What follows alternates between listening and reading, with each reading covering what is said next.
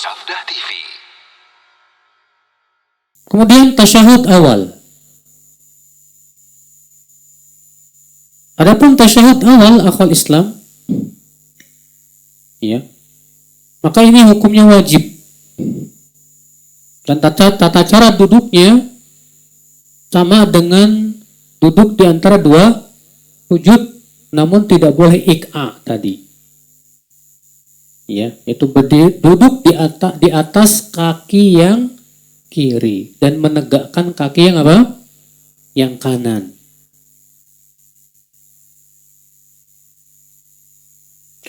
Dan Rasulullah SAW melarang seseorang duduk dalam keadaan bertelekan di atas tangannya yang kiri.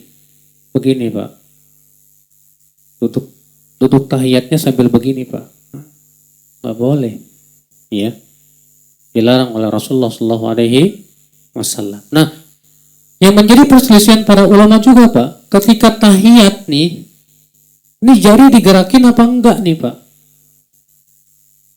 Ketika tahiyat, ya, jarinya digerakin apa enggak?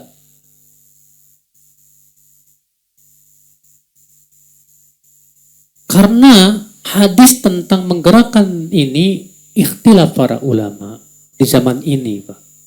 Apakah itu hadis yang syadz atau itu hadis yang sahih?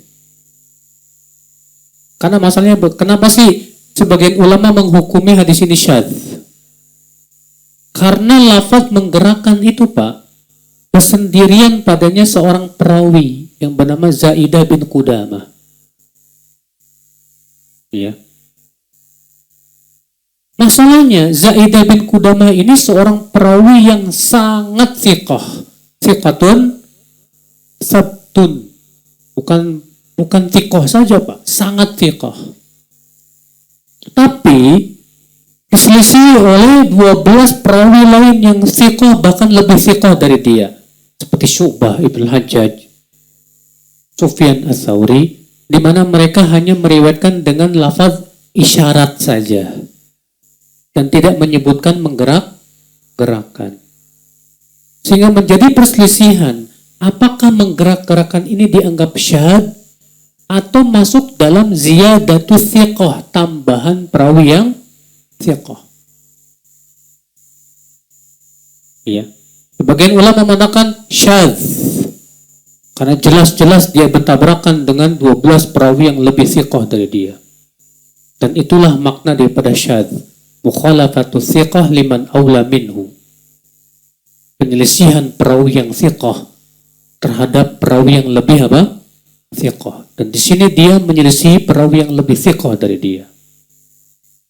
Syekh Albani mengatakan tidak, ini tidak termasuk syadz, tapi ini termasuk tambahan perawi yang thiqah. Dengan bukti di situ Zaidah bin Qudamah memberikan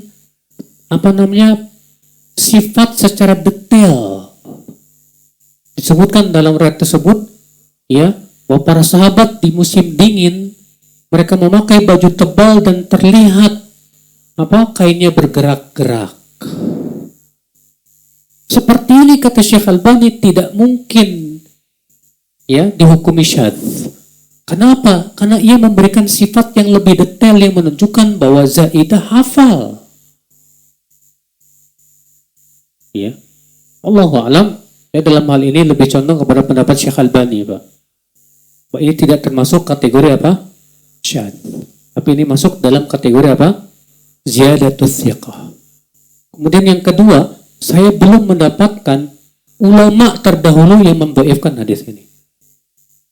Yang ada adalah mentakwil. Sedangkan takwil itu far'ut tashih. Ya. Tidak mungkin mereka mentakwil kecuali kalau mereka menganggap sahih. Kalau mereka mendhaifkan nggak perlu ditakwil lagi. Ya, wallahu a'lam. Saya lebih condong kepada pendapat Syekh Albani dalam hal ini, bahwa menggerak-gerakan jari ya saat tahiyat itu sunnah.